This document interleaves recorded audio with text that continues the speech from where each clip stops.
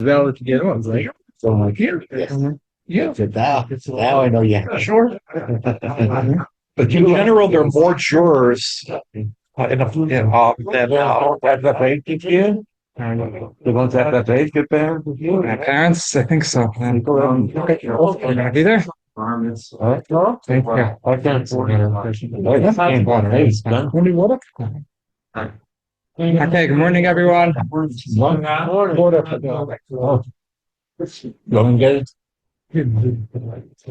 Okay, so today, thank you.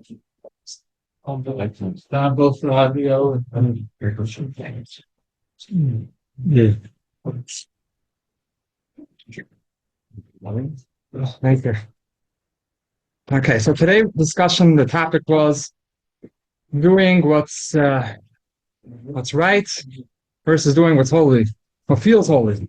Doing what's right versus doing what feels holy.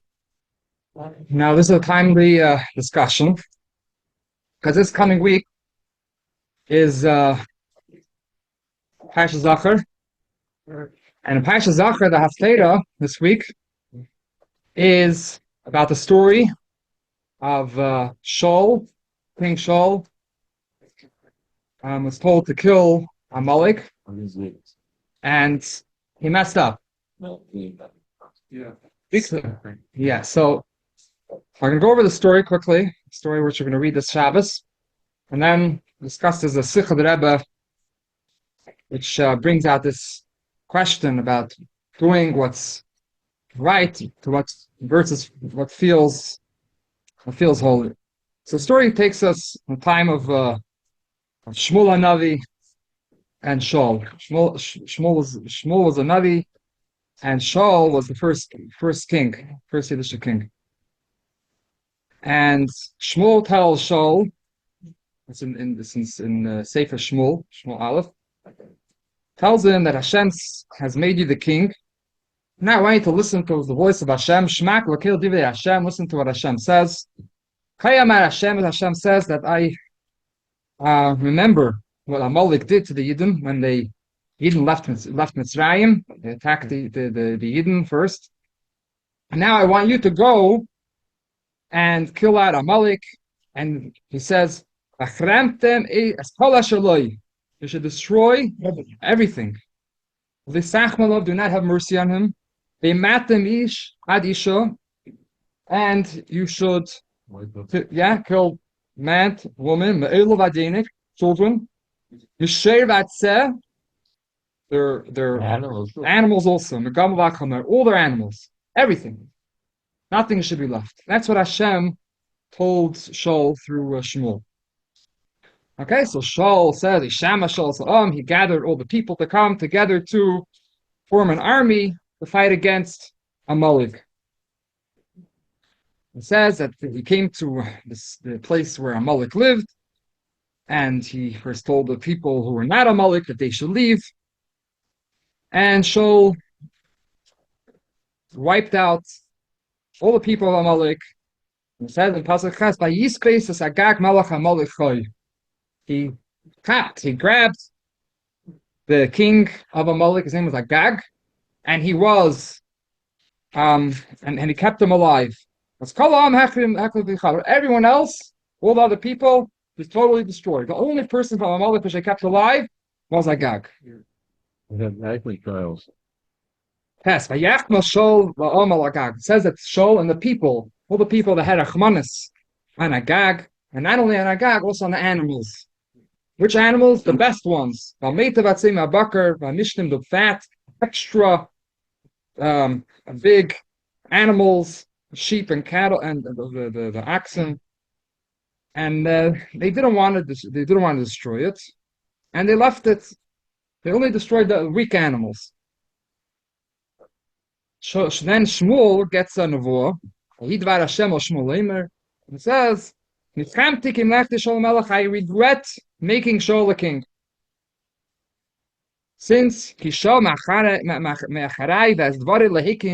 did not fulfill what I requested. And Shmuel was very upset. It's the king which he made. And he cried out to Hashem the entire night, begging that Hashem should forgive Shaul, but it was over with. And in the morning, Shmuel got up, he went to Shaul, and he told him, Shaul sees Shmuel, says, Baruch Hashem, he says, Baruch atah Hashem, blessed are you to Hashem, Hakimesi is Bar Hashem. He says, I have fulfilled what Hashem has asked me. That's what Shaul says, I have fulfilled what Hashem asked me. Hashem asked me to destroy Amalek, I destroy Amalek. And Shmuel says, what is the sound of animals of the sheep and the cattle which I hear? What about that? Oh, so Shaul says, we brought it from Amalek. The people, they had the chmanas on it. They wanted to keep these fat animals. Why? Not for themselves. For very good, holy reasons. In order to bring a carbon. He said, these animals, I got to bring it as a carbon. That's why they did it.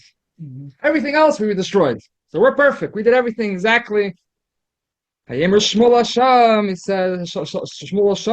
tells Shaul, wait 1 second, I'm going to tell you what Hashem told you last night. He told me last night. And Shaul says, speak.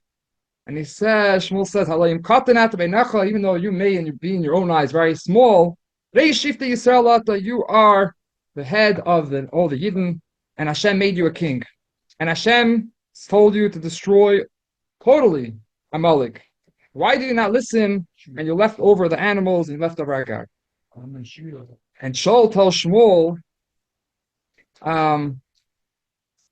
that I did listen, and you know they just wanted the people, they wanted to use it for karbonis, and you know. And Shmuel says a line like this: that Hashem needs juicy karbonis more than listening to him, than obeying to what he said. That's more important. You need Shemaya mizevach toiv. Shemaya. It's more important to listen to what Hashem says than bringing zevach toiv, than bringing a good carbon. L'hakshiv mechelev elim. The heed to what Hashem says is more better than chelev elim and the fats of the rams. And he goes on. He says this is just like the same idea, like Avodah Zarah. And Hashem doesn't want you to be king anymore. Shaul says to Shmuel, I sinned, I'm sorry, I was scared of the people, listen to the people, that's why. He says, please forgive me, I'll down and come with me, and we'll bow down to Hashem. And Shmuel says, I'm not going with you, Hashem doesn't want you anymore. And Shmuel started turning away to go, and Shaul held on to his corner of Shmuel's cloak and robe, and it ripped. And Shmuel said, just like my robe ripped, also Hashem has ripped away the kingdom from you and gave it to somebody else. And we know it gave it to David HaMelech. Exactly. And it says, Hashem will not change his mind. He's not like a person which is iffy and changes his mind. Hashem, what he decided, that's what he decided. He said, Netzach Israel. Before 48 was a group called Nili. It's from this pasuk. Netzach Israel lo yishaker. Nili. Wow. And he says, I have sinned. Please at least come and make Shabbat me in front of all the people. And Shaul went back to him, and that's it. And so, and then that's very soon. The next pasuk after that. So he says, Shmuel says, bring me Agag. Yeah, and she brought him in the chains. And Agag said, this is done. It's over with. And Shmuel says, just like your sword told Agag, just like your sword killed a lot of people. So also Hashem, also, and Shmuel, we're going to do it to you. And Shmuel killed Agag. Yeah. And then Shmuel said, like he said, he went to Ramasa, and Shaul went to his house and gave a Shaul. And Shmuel did not see him, like he said, until the rest of his life. He did not see him. And Shmuel was always crying about the fact that Shaul lost the kingdom. And Hashem told him, Get over with it. We're moving on to David HaMelech. Next. Okay, so that's the story which we're going to read this coming. So Naftaira.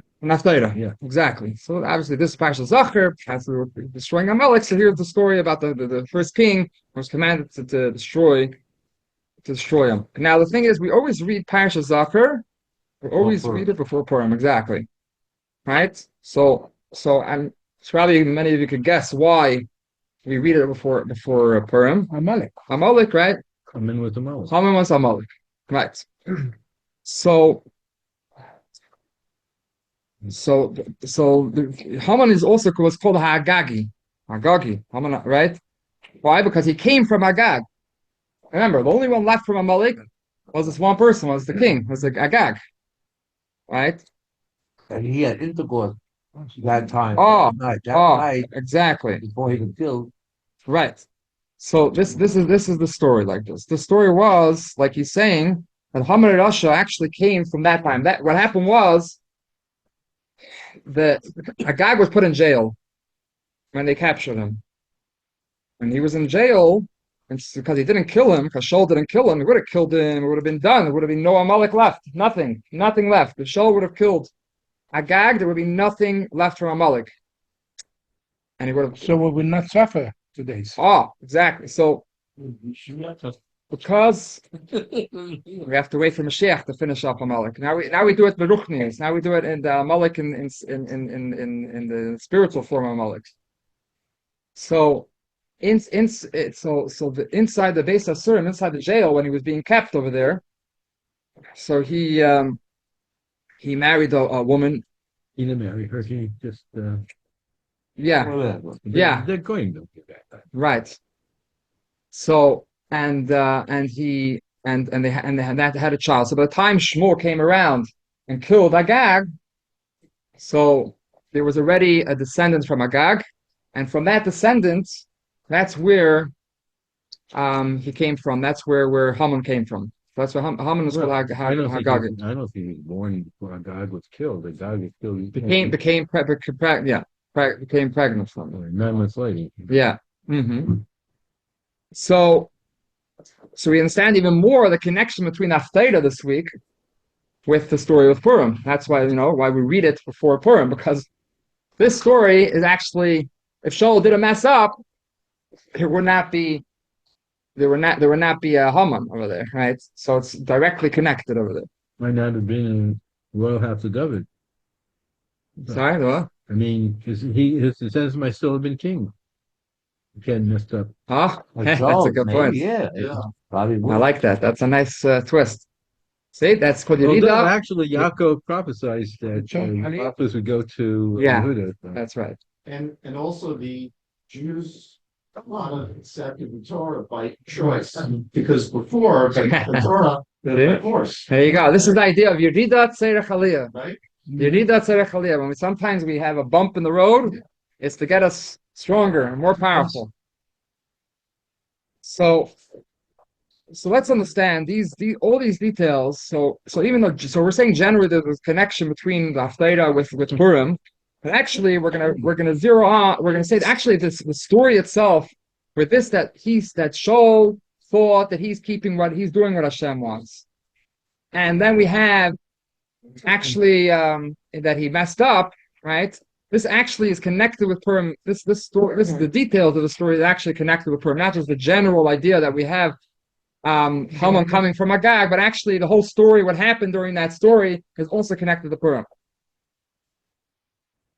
So let's understand the story for a second. It says, "Ben Shana Shabu Mochi." The pasuk says, like 2 prakim before, what we just read, it says that Shaul was 1 year old when he became king. And now that, obviously doesn't mean literally. So the Medrash, the Chachamim explain, the Gemara in Yumas explains that it means that when Shaul was a king, he was as pure from sin, just like a 1 year old.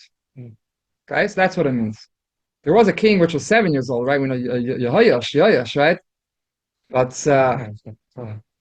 But over here he was 1 year old. Right, we just had an Haftarah also, right? Right, that's why I don't heard. Yeah. We just had this past yesterday. We had an Haftarah. Very good.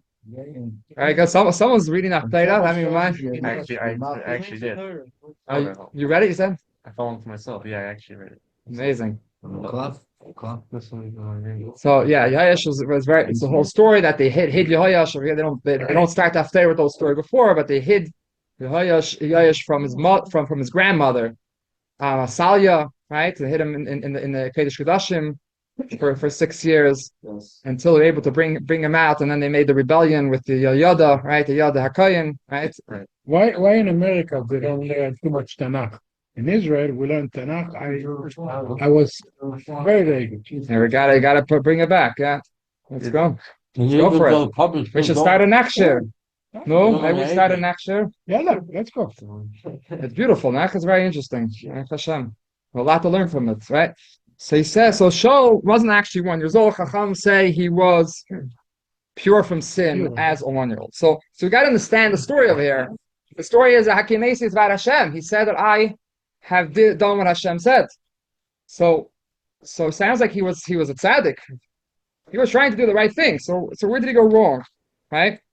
So as the Rebbe explains, that actually Shaul understood how great a carbon is, right? Today we don't have carbonis, but a carbon actually is taking something very physical, very coarse, exactly, making it spiritual.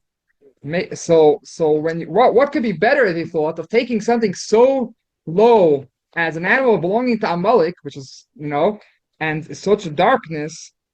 Amalek, which is the epitome of the evil of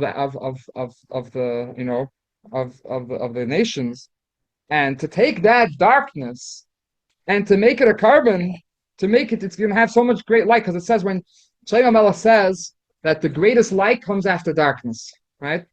When you compare darkness and light, that's when you see how light it is, right? He did it L'Shem Shammai. Yeah, of course he did L'Shem Shammai. Hakim Meisis Var Hashem. He said, I have done what Van Hashem. He was Ben Shana L'Malch. He was pure from Chet. This is right? But the problem is, even though he had good intentions, it's the Lashon that was explained. It said in Chassidus, it says, Shol halach acher atam. He went after reasoning, logic. He went after reasoning. Holy reasoning. Good things. This feels good. You should have checked with Shmuel. Should have checked with Shmuel. And he would have checked into what Shmuel said, and he would have known that he was not, the feelings of holiness, of emotion, overwhelmed him. And he said, wow, this is amazing what I could do over here. I could accomplish. And it's like, sometimes we feel very holy, inspired, but we got to check in. Is that the right thing to do? When Shmuel told them you have to destroy everyone, right there he has to say, can I keep the sheep to make it korban? Right. If you're pure, if you're good, you have to say it. Right. So there's Kabbalah's oil, which means you also have to have Kabbalah's oil just to do what we're told, even if we feel that we have a better idea, even if it makes sense. Right? So so that's what he answered. That's what Shmuel told him. Listening is more important than a good carbon. Heeding what Hashem says is more important than the facts of So what does it mean, chaylev and shuman in spiritual? It means the enjoyment. It means our enjoyment, our seichel, the best of our koiches. When you're talking about an animal, the fattiest, the juiciest, this is the good steak, right? Also by the person, the best of us is our intellect. Ashkenazim doesn't need chaylev, only Sfaradim. The back, you're saying the back ones, right now they have a special mashgichim nikur, because we don't know how to do the nikur in the back. But they're sending some restaurant. They're bringing mashgiach special from Israel to check the chaylev. Ashkenazim doesn't touch it. They don't do it. No. In Israel, some do. In Israel, they do. Some of them, yeah. Not everyone, yeah. In America, we don't do it, yeah. At all. Yeah, no. So that's what he's saying. So we have our fattiest, our juiciest part of ourselves, our minds, our feelings. We're very spiritual, and we invest in good things. That's beautiful. But we always have to remember to direct them and to focus in on on making sure we're doing it right, not to go over the line. They got really excited about something, really, really high and spiritual about something. And that's great. We should do that. We should get involved. That's important. But we always have to always remember to stay in check. Are we staying in line of what we're supposed to be doing? Or are we staying in line with Shulchan Aruch? So that's always the hard balance, right? We have on one hand we have Rahman al-Libabay. We always want to get involved. Our heart. We're very warm people and very involved. And but sometimes we go a little bit too much, and we forget it. We forget, and then we could go off. But at the same time, people go to the right so much, and it's just dry. That's it. Have to have that balance, right? Yeah. But the basis has to be the Try Shulchan Aruch. That has to be the basis. That's the foundation, and that we can never veer away from. And then to that we add our geschmack. We get involved. Every house, if you have good foundation, the house is beautiful. Right? The foundation's the main thing. That's Foundation. Foundation doesn't look so beautiful, right? It's No, under the it's ground, under, yeah. right? But on top, you can have this gorgeous house, right? But as long as it's on the foundation, as long as, so that's what Shmuel is saying. Shmuel's saying it's beautiful that you want to bring karbanos everything, but right now that's not what Hashem said. Hashem said, we got to stick to exactly what Hashem wants. So, because what is it? The idea is when we're doing when it's about our understanding, our feelings about us. Right? It's not really about serving God. Yiddishkeit is about serving God, right? It's about doing what Hashem wants. So that doesn't always feel good. We could try to get involved and try to make it feel good, but because it's about doing what Hashem wants, not about what feels good for us. By the way, I learned from the Alter. The Alter always says, in order to serve Hashem before doing the mitzvah, we have to qualify ourselves. That's right. Yeah, 100%. It says in Zohar, the Zohar says about Kabbalah Sil, about just fulfilling what. So do tara la'alo. This is the gate to ascending, to going up. This is the gate to all things like Kedusha. The first, like Tanya, Parak Mamalef, it says the say the Sheda Shalaveid. What is the source of everything? Is Kabbalah Sil. That's the first thing. So, and then Shaul's problem was that he went after reasoning. He went after reasoning. And that's the connection to Purim. That's the connection to Purim. The connection to Purim is because what is Purim? Purim is the Yidden are called Yehudim. What does Yehudim mean? Yehudim means the Gemara Megillah says, Thanks. Anyone who denies an Avodah Zarah is called a Yehudi, which means Haidah. Haidah means submission. Admission and submission to a higher authority. That's what Purim's about. Mordechai is Ish Yehudi. They say Maidim. It means we're submission, bittul. That's the idea of Purim. And that's the connection to Purim. That's why we're reading, aside from the fact that we said that Haman wouldn't be around if not for Shaul messing up, and besides that, there's a special connection is that this idea of bittul, Kabbalah Sil, that's connected to Purim because Yidden are called Yehudim. That's important. That's what you use. Bnei Yisrael they're called beforehand. The here's we're called Yehudim, and that's since they stood with such Amunah, Kabbalah Sil, for the whole year when this Gzeira of Haman was there. Yehudim is not also from Yehuda? Yeah, so the Gemara, the Gemara over there brings the whole discussion. Why is he called Ish Yehudi? Why is Mordechai called Yehudi? So there's a lot of different explanations, which has to do with this. One of it is that there's Machlekes. He's from Binyamin, right? He's not from Yehuda. Mm-hmm. So some people say so there was a Machlekes between who gets the credit for Mordechai. Is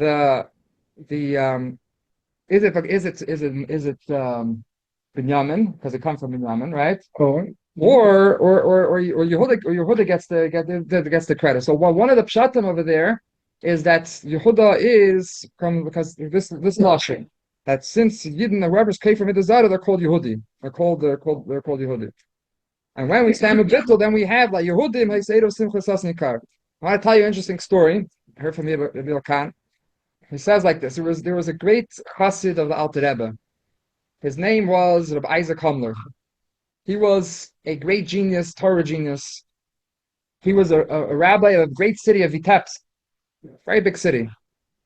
And he was a rabbi for many years, 40 years. He got smicha from the Alter Rebbe.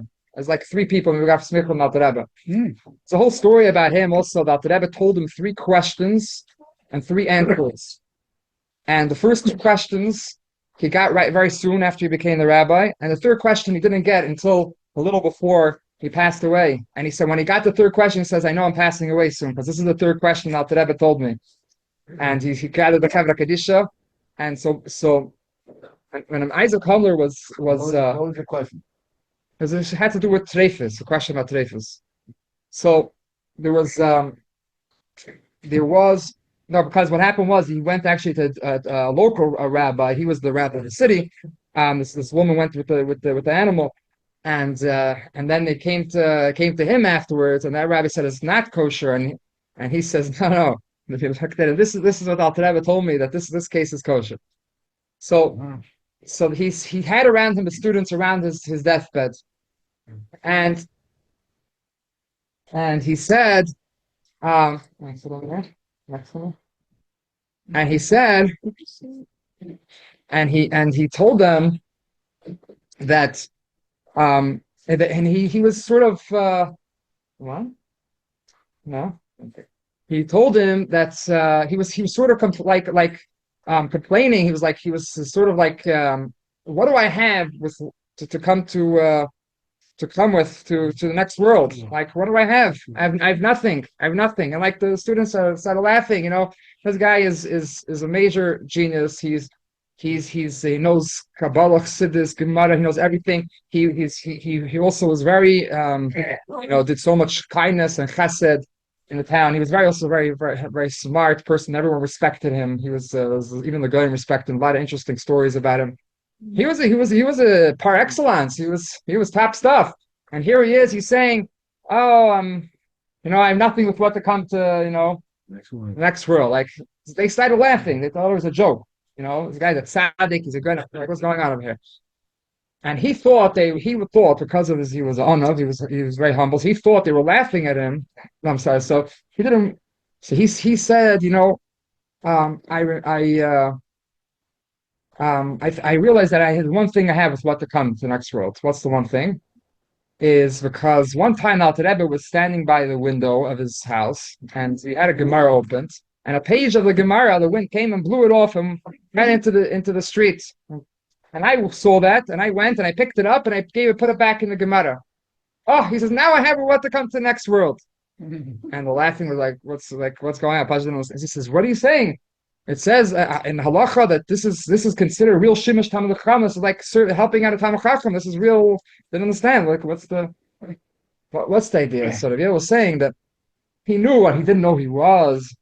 Chassidus, we say you're not supposed to be in denial who you are. You have to know who you are in order to, why not to be proud of yourself, just to be able to know what your skills are and what you could accomplish. If you don't know who you are, then you don't know what you could accomplish. So it's important to know who you are. So it wasn't denying of who he was. He knew exactly who he was, but he felt that everything which he did was all for himself, was all becoming his perfection. That he should be this perfect guy. He has a checklist. Okay, I'm a tzaddik. I'm a Talmid Chacham. I do chesed. I do this. I'm a perfect guy. I feel good, right? It's all about my perfection, my mitzvah. It's all about me. Yeah, it's all about me. It's about me being the perfect guy. I'm the guy who davens the longest. I'm the guy who, yeah. This is part of me. Even in a more subtle way. That's obviously he knows that this is Hashem. He's doing it for the right reasons. He's doing it for Hashem Shemayim. He's doing it for Hashem. But he feels that this helps him be the perfect guy. So but then when he felt that I did something for real, not for my perfection. I did it for real, not for me, not for my ego, for Hashem. I did something that was real Shimush Talmid Chacham. I did it for the Rebbe. It wasn't for me. Now I have with what to come to in the next world, because that's the real stuff. Shmoyim is evach teiv. So it's about listening, about doing it. We have to have a chai. So it's a funny thing when we think about Chassidus, think about Chabaksid, Lubavitch. What's going on? Are we into feeling? Are we into inspiration and chai? So or are we into Shulchan Aruch, right? Are we into doing exactly what we're supposed to do? The answer is the foundation is Shulchan Aruch. The foundation is we got to do. We're here. Yiddishkeit is about doing what Hashem wants. That's what the religion is, right? You have these other lahavdil, there's other religions which are very spiritual. Can't deny it. There are other religions which are very meditate, and there are very spiritual people. They fast and they do more. They give up things from themselves, and they do so much stuff which you can't even imagine. They're like so extreme. But they do it on their own. Their own Huffman. Oh, so the thing is, fine, it feels good, right? So you're doing it because it feels good. Right. But It's not Hashem Shemayim. right, but the thing is, you're doing it exactly. Are you doing it because Hashem said Yiddishkeit is not about Yourself. worshiping yourself. Exactly, beautiful. You said it nice. Worshiping yourself. Are you worshiping yourself? You're worshiping Hashem. Yeah, Hashem is a detail. That the way you can the way you feel good is you have Hashem also. Hashem helps you feel good. You know, I need Hashem to help me feel good. It's not about Hashem being a detail and helping me become the perfect person. I need Hashem in order to be this perfect person. I need Hashem also to help me be that perfect person. It's not. You know. So it's about the foundation of Yiddishkeit is that it's not that we're here to serve Hashem. It's not about us feeling high. Some days we'll feel inspired, and some days we won't. Some days we'll wake up, we're like, I don't want to get out of bed. I'm not interested in getting up and putting on the tefillin and doing all this thing. It's happening almost every day. Yeah, right. So we're doing it right then. Huh? That's Yiddishkeit, right? That's what it's about. That's what's precious. But it's about having chayas in doing what Hashem wants. That's what it is. But yeah, some days we'll be inspired, and that's good. But the inspiration is what Hashem wants. And because why? A soldier is a mashal, so we're bringing a different Sicha.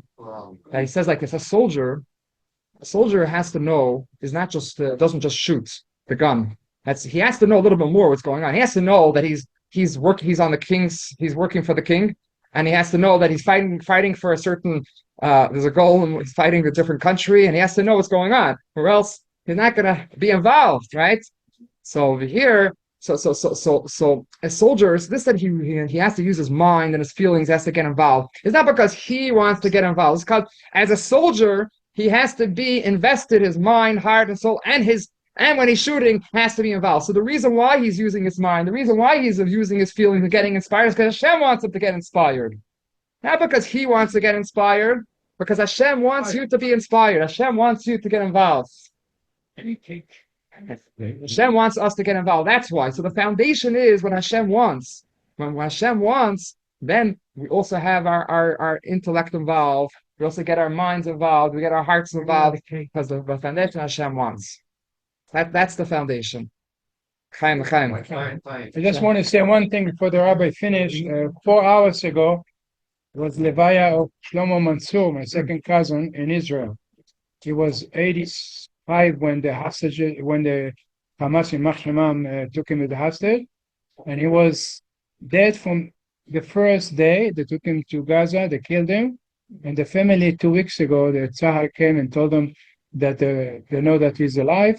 I mean, he's alive. He's dead, and the Levaya was about 4 hours ago. I'm here, but my 2 daughters from Efrat and their children went to the Levaya, and they said it was thousands waiting on the side with Israeli flag, at least 20,000 people. Wow. And the president of Israel, he spoke there. He didn't go to Lerner, he spoke there also. How is my second cousin? My grandfather, Alav Shalom, the Shochet of the Ben Ish Chai, his grandfather, their brother. I didn't have any connection with him, but now in Shemaim, everybody has connection. Thank you. I'm sorry. Wow, it's big stuff. Wow, the Shama should have an aliyah. Shama should have aliyah, and that's it. The name is Shlomo Mansour ben Marcel. Shlomo Mansour ben Marcel. Yeah, You should go up with Mailan. You should. I like Galus. Enough of the suddens and maybe should all the passages. And yesterday I had aliyah for his neshama, and this is the Shiur was the Ilu Nishmata. Wow, that's it. The Eibusher should bring Mashiach already. Dalei Galus. Chaim, Eibusher should have Simcha Dikatag. Echas Adar Marbim Simcha. So should have only Simcha. Thanks. Thank you. Your input was great. Thank you.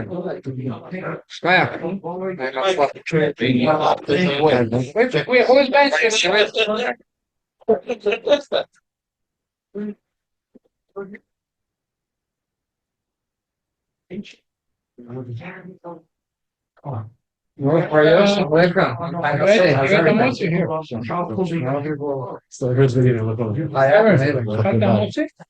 Welcome.